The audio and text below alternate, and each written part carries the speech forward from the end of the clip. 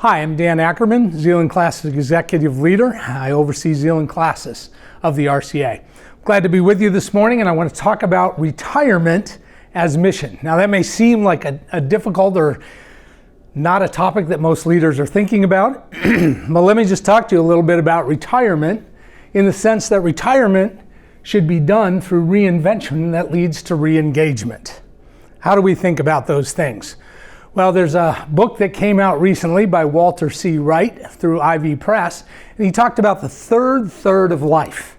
In that book, he notes certain things that are happening. For instance, the number of people who are living to be over 100 years of age doubled in the last decade. That leads us to over 100,000 people who are living to be over 100 years of age right now. They expect that number to double in the next 5 years and double in the next 5 years after that. We can safely assume by 2030 the number will at least double, if not triple.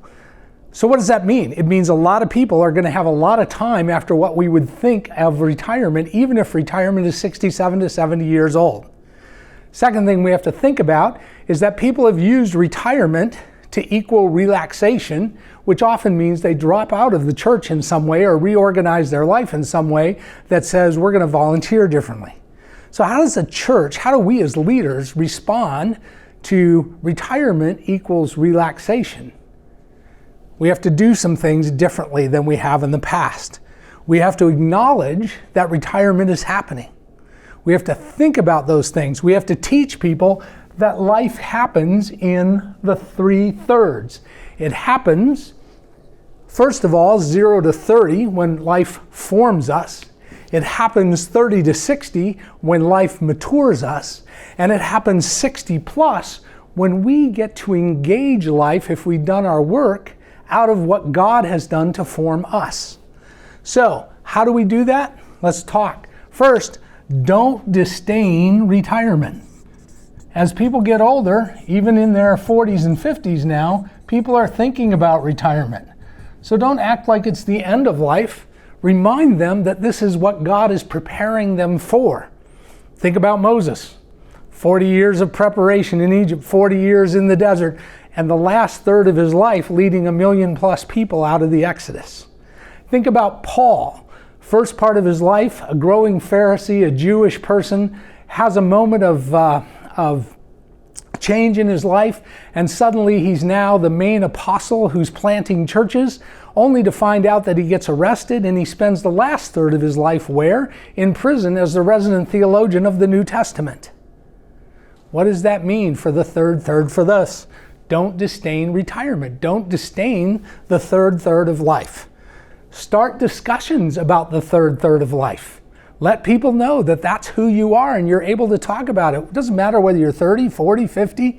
Talk about the fact and read about what's happening in the third of life, that people are redefining themselves. There are people known as the comfortable folks who've planned ahead and they're ready for it. There's the anxious folks who haven't planned ahead and are hitting it anyway. There are others. There's actually 4 categories that financial planners use for people who are entering into retirement. Don't disdain it. Start discussions about it. Tell hero stories about those who are engaged in it. My mother-in-law is 89 years old, and every Monday morning at 9 o'clock, as long as she's able, she's a mentor in her local public school. She's a hero.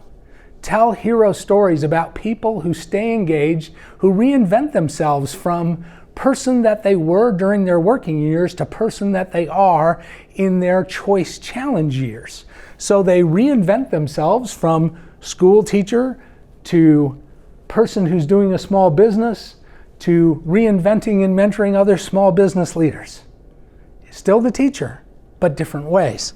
And finally, mentor yourself to raise up people as mentors.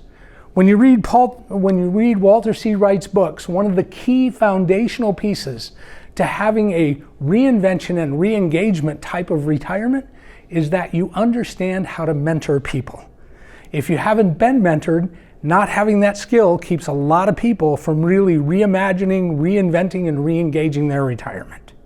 So, not sure what age you're at, but here's a reality.